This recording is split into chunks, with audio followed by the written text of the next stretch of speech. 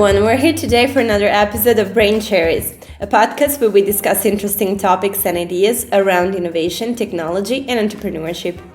Today with us we have Zach. Zach is a PhD student at Johns Hopkins University and specializes in neural language processing and causal inference. Welcome, Zach. Hello, thanks for having me. Why don't you tell us a little bit about yourself and what you do? Yeah, so I'm starting my fifth year in a PhD program at Johns Hopkins. I've been living in Baltimore for the past few years. I'm in the computer science department, but I'm also in the Center for Language and Speech Processing, which mostly focuses on problems of language and speech, which on the language side is concerned with things like studying just how people use language or translate text from one language to another. And speech is often about trying to take spoken word and turning it into a text representation. Why did you choose this specific topic then for your PhD? Partially, I didn't pick what I was going to do until I started along the journey a little bit. I knew I was interested in natural language processing when I was applying for grad schools, just because I think growing up I was really into storytelling and language and poetry. And then as I was getting ready to apply for undergrad, I got really into computer science and coding. And then in undergrad, I took a class on natural language processing, and it was definitely my favorite class. So that was, I think, kind of a little bit of a cohesive moment. But then even when I graduated from undergrad, I didn't really intend to go to grad school at that point. Took a little detour through entrepreneurship and then decided that I wanted to come back and do grad school. And so at that point, I knew I wanted to do something to do with modeling how people use language from a technological standpoint. And then as I was doing that and kind of taking classes and figuring out what I wanted to be studying, I stumbled on the causal inference side of things, which is dealing with questions of public health or medical stuff and using language in that frame for things like doctor's notes or how people write about themselves in an online setting. Yeah, maybe I feel like you'll have to then tell us a little bit more about the two specific things, because they sound a little more complicated than I thought before we started. Yeah, please. Why don't you try to explain in simple words to people that don't know about that, what exactly is it that these are? Yeah, so natural language processing, you can think about as any sort of a computational model of language. So a really common example of that would be Google Translate, where you type in something in one language, you click a button, and then something else comes out typed in a different language. The way that works is you have to do a lot of complicated modeling of the way words are used in one language and what that's representing and how words are put together.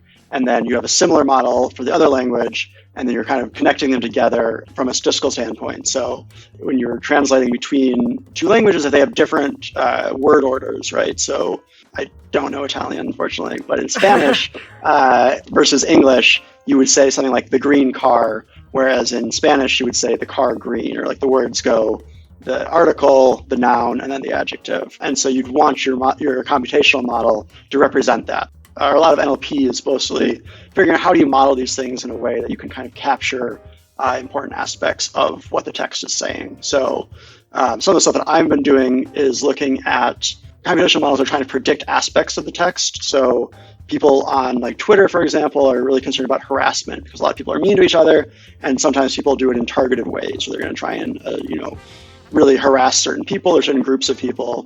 There's an Amnesty International report about how women politicians and journalists get a lot of abuse on the internet from just mean people. So one thing you might like to do is say, I'm going to have some people go through a data set of tweets. I'm going to label them as, is this harassment or is this not harassment? Or is this a gender-based hate speech or not? And then from the text, you want to predict, would these people who are annotating it have said that this text was or was not hate speech or harassment? And so similarly, right, you need to kind of think about how the words fit together and in what context they're showing up. Because obviously language is super human, right? So we need to know, if I say haha, you suck, that's could be a mean thing to say if I don't know you. But if we're playing a game and you just beat me for the third time, I might be haha, you suck. But I don't actually mean you're a bad person. And it's the context matters a lot. Are there any methods to make sure that you're able to actually capture the tone and the context of the conversation?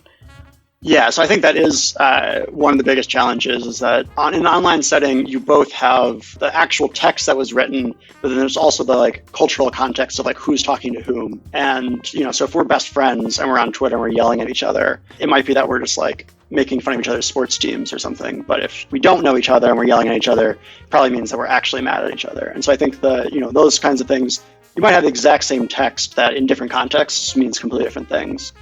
So if you were thinking about actually like trying to implement something that's preventing harassment, which would be kind of the end goal of this line of work, like you don't want to stop two friends from having a conversation, even if they're saying, using swear words in that conversation.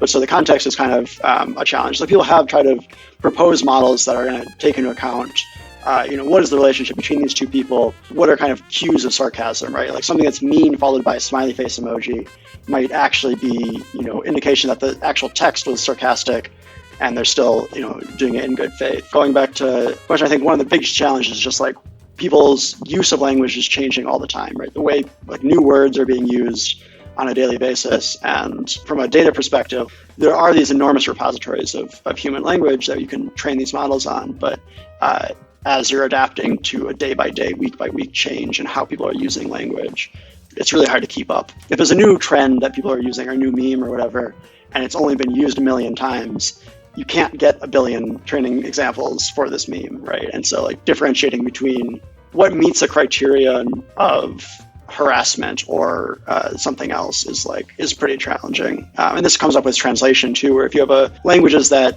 there aren't a lot of data in between. So this happens a lot of like endangered languages where across the world, there's like thousands of languages. Many of them have very few speakers. And some of them, like we'd like to be able to save the material, like the history of this language, but if there's only like the only resources that exist are like a Bible and a dictionary, it's really hard to build these computational models. This was about natural language processing. What about causal inference?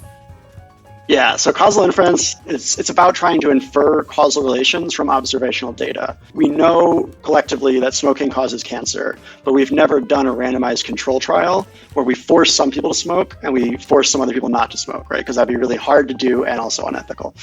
But what we look at is kind of all of these other factors that we think are common causes of whether or not you choose to smoke and whether or not you end up getting cancer. And we say that accounting for all of these other possible confounding factors, it still is the case that people who smoke are much more likely to get cancer. So we're going to conclude from that evidence that smoking causes cancer. But with lots of other problems, it's much harder, right? You see a lot of studies saying like red wine is good for you or red wine is bad for you because we followed these people over 50 years and they drank red wine and then they lived a long time and it's like, well, there's all these other factors and you can't possibly capture, the fact that like, oh, if you joined a wine club in your undergraduate and you made a bunch of friends who are really into wine, maybe that's why you drink red wine. And also they like helped you, have a great career and then you end up having great health insurance. And like those factors are, very entangled. Whereas like smoking, it's very clear that, the relationship, there's not a lot that could be confusing the statistics there. Whereas in other like real world problems, things get a lot harder to actually like measure everything that you think might be important.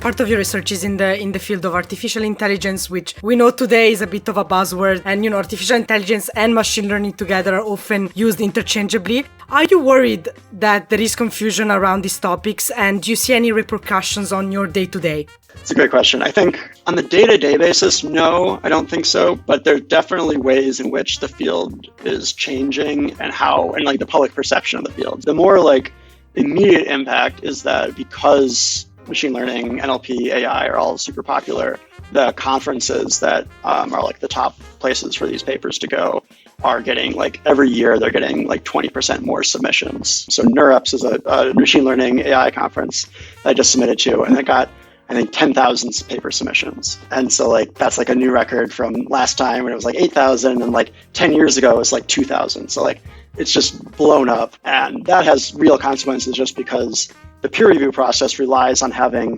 well-qualified people to read every paper and like 3 to 5 reviews per paper.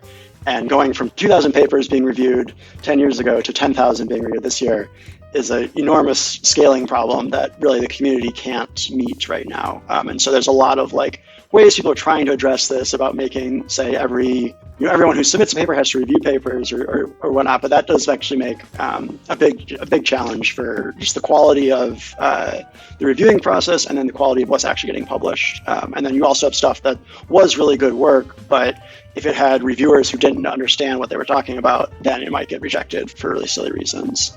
And then from a public perspective, people I think are worried about things they don't necessarily need to be worried about and not worried about things that they should be worried about. I think there's a lot of hype around like the singularity of like this nebulous concept of like the world will change at one moment in the future when computers achieve some sort of amazing potential, whereas there's lots of ways in which computers are changing our daily lives now. And some of those are under the hood and don't necessarily come to the front of like the political discourse. Like facial recognition, I think, is something that is a really important concept for like tracking things that like online social networks are doing. Is like fundamentally is an important question about how we want to run our societies. And it's not necessarily like super flashy to talk about how much information is there about you in a data set somewhere. But I think that does have a lot of implications for what the financial system is going to look like, what our like cultural institutions are going to look like in the next 10, 20 years. There were some US Congress hearings where all the politicians had absolutely no idea what they were talking about. Like they finally got like Mark Zuckerberg in front of Congress and like asked him just the stupidest questions. It was like, But, so you mentioned Twitter also in one of your papers. You were talking about how it shapes the public opinion. And we both, Erika and I, found it really interesting. So I was wondering if you could explain what are the most interesting findings of this research in relation to this. For the first like 3.5 years of my PhD program, I was funded on a grant from the National Institutes of Health in the US, looking at opinions and behaviors relating to vaccines through the lens of social media. It was an interdisciplinary group. There were public health people from the University of Maryland and systems engineering people from George Washington University. And we looked at a lot of questions about how people like frame questions about health in an online context, and then how other organizations or actors are trying to influence those opinions and behaviors. And I think one of the biggest challenges is that for the everyday user of Twitter, it's a combination of a news source and like sort of a community where you have some people you know, but then you also interact with people who you don't, like are on the peripheries of who you know, that maybe like some of your friends follow, but like you don't actually know who they are, but you're getting some information from them. If you aren't critical about your assessment of a social network, there are people out there who are trying to influence what information you're receiving on a day-to-day basis. And there are people who have an agenda on these websites that are willing to spend substantial resources to try to change how these conversations are going. I think that's been abundantly clear in like the political landscape, but we've also seen that it's starting to shift into more what we think about as more fact-driven, evidence-driven fields like public health. So the questions about vaccines are really the scientific questions aren't very exciting. People are very clear that vaccines are overwhelmingly safe and overwhelmingly beneficial for public health, despite the fact that there are side effects occasionally to vaccines, but the risks are far outweighed by the benefits. But you see people kind of promoting these books or like self-help guides that are trying to get people to be afraid of the public health official standpoint, right? That people are like doctors and politicians both want everyone to get vaccinated because it saves a lot of money in the long run. But some people are taking that as an opportunity to kind of try and sell an alternative viewpoint that benefits them but doesn't necessarily benefit the public. And I think that's something where understanding what's being said by whom is, again, really important. If your cousin is like, I had a vaccine and I got sick and I was unhappy about it, that's one thing. But if it's, a large group of people who are trying to influence everyone to promote an opinion that isn't necessarily grounded in much information, but does benefit them personally, I think you kind of have a challenge where the information asymmetry is very large, where I might just be trying to read news and talk to my friends, but someone can come and join that conversation and inject something that they're getting paid to promote. Were you able to identify the type of people that were those that caused those type of like anti-vaccine claims? We have a couple papers. One was looking at Facebook with advertising. And so Facebook until recently would let you spend money to promote anti-vaccine opinions. I think they've kind of try to crack down on this, but there's also like, some debates about what's considered free speech, what's not, who should be regulating this. So we looked at that. There was really like two main US buyers that were responsible for most of the anti-vaccine content, and a lot of the pro-vaccine content, or like encouraging people to get vaccines or informing people about new vaccines, were coming from like small government organizations. And then on Twitter, we found that there was a lot of, especially during like the 2016 election cycle, where there was evidence of Russia trying to basically see what havoc they could cause in the US through social media channels. There were a lot of accounts that were tied back to these kinds of or state-sponsored actors on social media. In some ways, it's good to know that these harmful beliefs are being kind of manufactured. People do have this opinion, but there's also a kind of concerted effort to magnify the appearance of this opinion as opposed to the opinion itself. It offers a lot of challenges, right? Because the public health people would love to convince everyone and talk to people and be like, hey, actually you shouldn't listen to this random person on Twitter. But they also don't necessarily have a lot of tools at their disposal for talking to people on social media. The national health organizations are not typically known for their tech savvy and social media trending abilities. So I think it does kind of shine a light at where, as these systems and platforms become more a part of our lives, the way in which larger organizations use them or are used by them is an important aspect in our daily life. You might not expect that vaccine policy is particularly relevant to Twitter's platform's rules, but it can be. Yeah, absolutely. Actually, it was super interesting what you said before regarding the type of topics, that you encounter in your research and where you think the efforts should be focused. So I'm very interested in understanding, where do you think the research should focus over the next 5 to 10 years? What are the most promising areas? Most importantly, the areas where you think these techniques can bring most benefit. Yeah, I mean, we've seen in the past even 2-3 years, there have been an enormous improvement in the way that machine learning NLP methods work on data sets that have been collected at enormous scale. So things like what's called language modeling is if you take a sentence and you want to predict the next word in the sentence given the previous word. So, the cat sat on the mat from Dr. Seuss, you might say, I'm going to look at the cat sat on I want to predict what's the next word. And something like cloud, you would expect to be low probability, and something like mat would be high probability. Things like that. Obviously, it gets more complicated as you have a language of thousands and millions of words, but we've gotten much, much better at that. And so we can look at a data set, we can take a data set with billions and billions of sentences, we can train a model that takes an enormous amount of computational power to train, and we can do a good job at these structured tasks. But I think the challenge is, how do we take these methods that are really great at a very clearly delineated task that no one specifically cares about, right? No one cares about, what word comes next in a sentence necessarily. By itself, that's not very helpful. And while people can use these for things like Google Translate, what I'm really interested in is how do you apply these methods to the real world in a way that's actually helping people.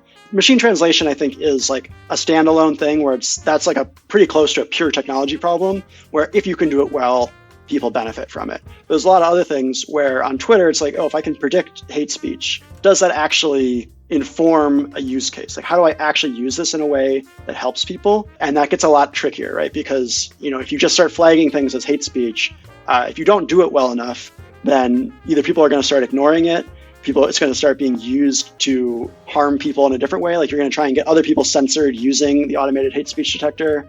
And so there's all these complicated downstream challenges or unexpected consequences of once you start using technology to change people's behavior.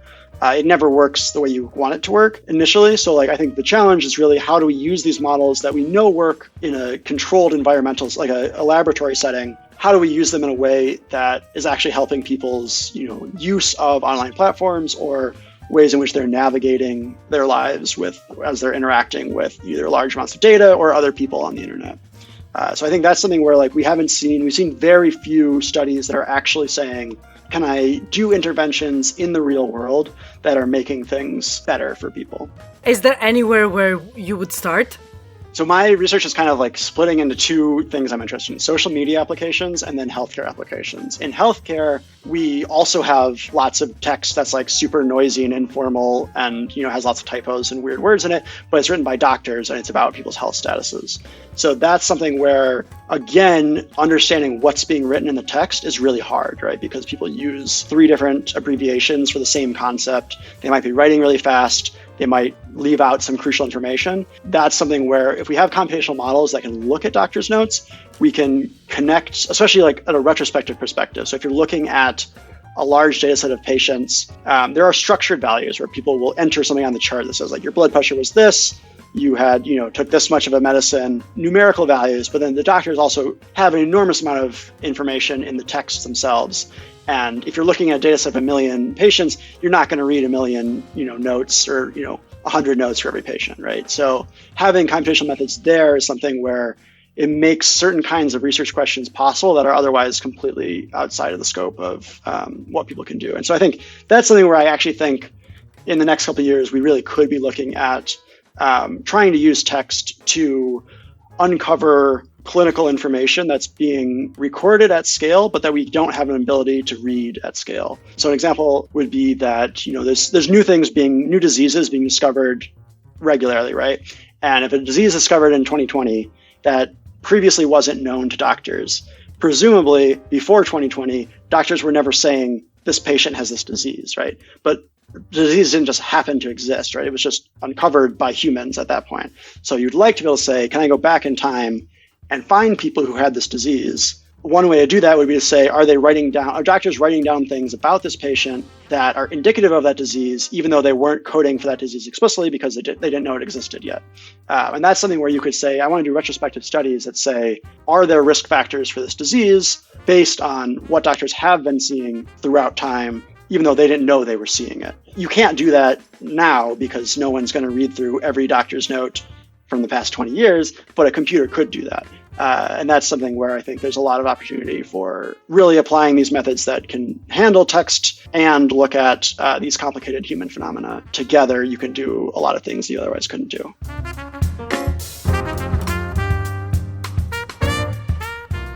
So let's change topic completely, I think. So I know you founded a company, right? At some point in the past. That's super exciting. I mean, how many things have you done in your life? And you're so young.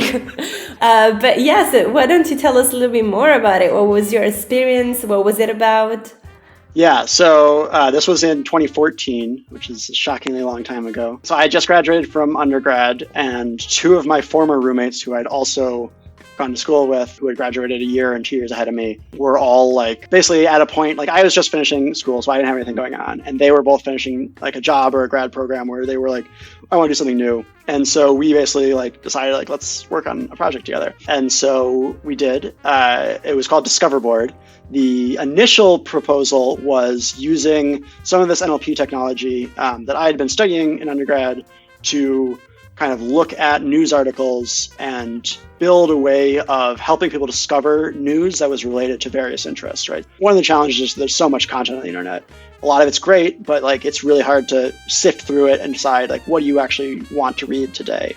We spend a lot of time, scrolling through Twitter or scrolling through, the New York Times or whatever, and not reading most of the things we look at. Maybe we eventually find the ones we actually are excited about. It takes a lot of time to kind of discover the content for yourself. And so the initial idea was just to kind of speed that process up with technology by looking at what are you reading? Can we understand something about the semantics or the topics that are in that article or that video? And then recommend articles that are going to be similar in some sort of a way. And one of the challenges there is just that like the things you really care about might be more about style than about content. If I just listen to a podcast, I might want to turn around and listen to a YouTube video or read an article. And it might be the way in which that information is presented is what I care about as opposed to the specific topic. We didn't make a whole lot of progress in that direction.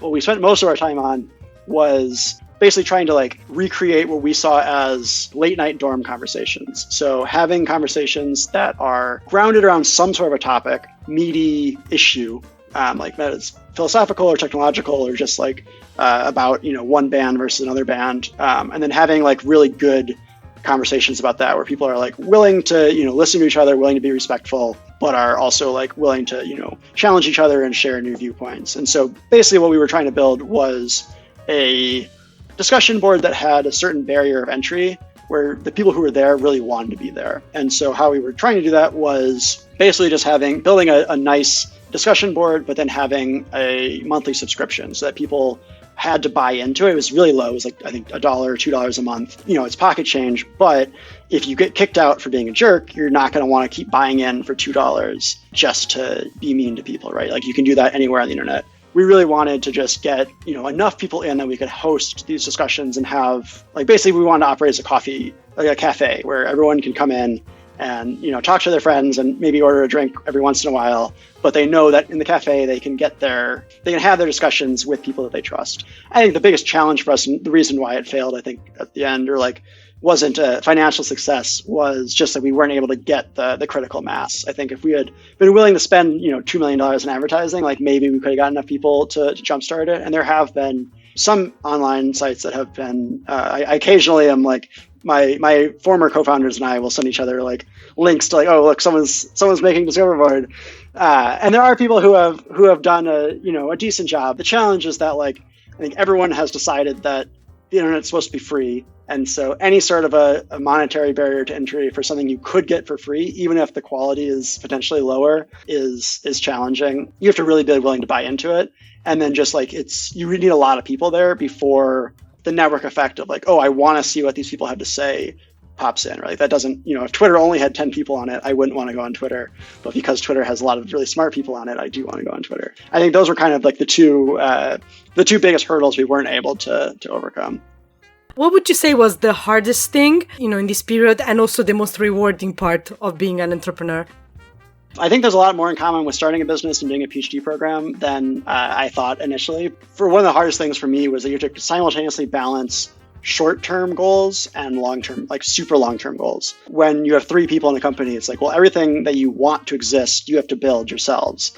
And so that means like a lot of time, like on your computer, making the website, tweaking stuff so it works a little bit better.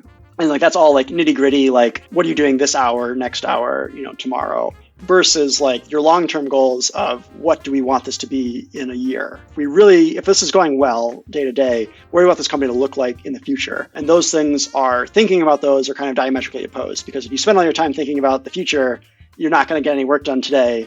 But if you spend all your time working today and you do that every day, you're never going to take your eyes up and look at where you actually want to be going.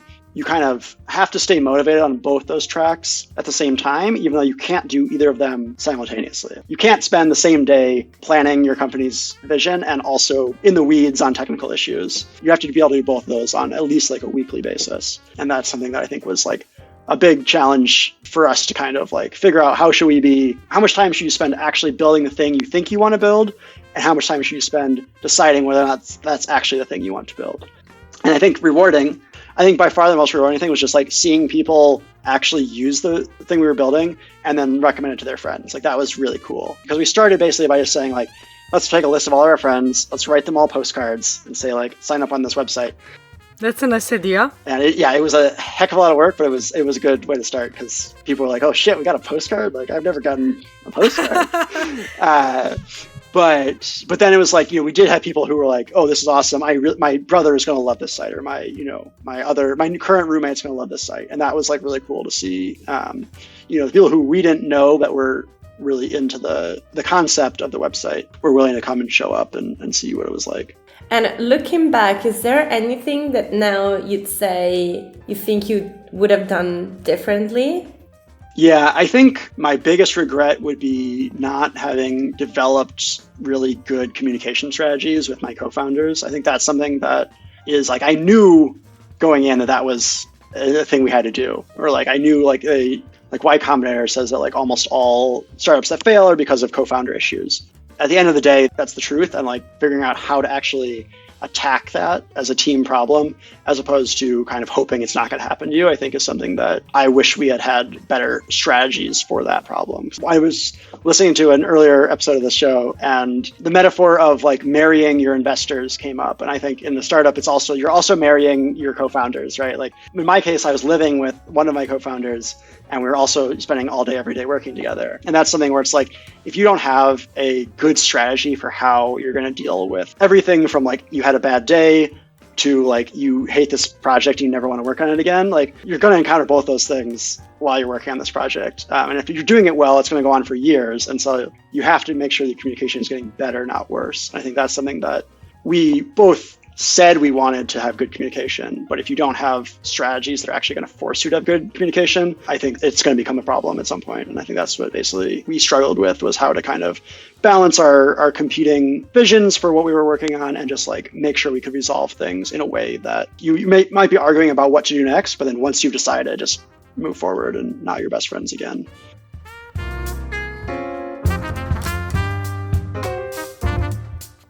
I think we have the final question for you. We always ask everyone that comes on the show for tips. So what tip would you give to an aspiring entrepreneur?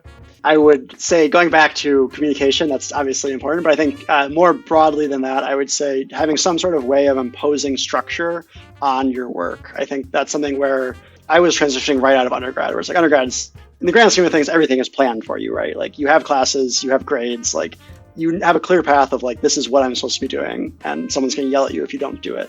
Whereas as soon as you start a company, it's like you might have, like, you're kind of each other's bosses, but you know, you could spend all of your time working on something. You could get really in the weeds on one problem and completely forget about something else. Having some sort of self-imposed, this is what we're doing at this time, here's how we're going to communicate, here's how we're going to make decisions, I think is something that is really valuable. I think that's like probably the one thing you can't spend too much time on, is figuring out how to develop your structure for how to solve problems and how to communicate. Amazing. I also have a question that is related to tips, since we talked about a couple of different topics today. So my question is, what are the tips that you would give to an aspiring PhD student? As soon as you transition to a PhD, like maybe you'll take classes at the beginning, but as soon as you're done with classes, the world is like wide open, right? There's no one who's going to tell you what to do, because probably no one knows what you're actually thinking about as well as you do. Very few people are as focused on what area that you're carving out for your research as you are. And that's something where I think you have to be willing to both like fail and also learn things that aren't useful for any discernible purpose. There's a lot of things where someone will ask you, like, oh, do you want to read this paper with me? Do you want to go, do a reading group on such and such topic? And it might not be relevant to what you think you're interested in, but often if you follow those winding paths, you'll find things that are actually really valuable. Like I had no idea what causal inference was when I went into my PhD program, and then I took a class on it and I was like, oh, this is really interesting. And I took another class on it, and then I started basically hanging out with people who worked on it. And now it's like a huge part of my research topic. Like that's really the beauty of a PhD program, is that you have the flexibility to work on random things and really figure out what you want to do in a way that if you did that as an entrepreneur, you would run out of money very quickly. Whereas in grad school, you're not making very much money, but at least like you have the freedom to work on these problems, and you can learn a lot of really cool things that way. Well, thank you so much. Thank you. Yeah, you have shared so much with us, and I'm sure our listeners would really be intrigued by this conversation. So thank you for everything you've said. And I guess to everyone else, goodbye, and we're going to see you in the next episode of Brain Cherries. Stay tuned. Yeah, and as always, everything that we talked about, you're going to have links in the description of this episode. See you guys very soon. See you. Bye.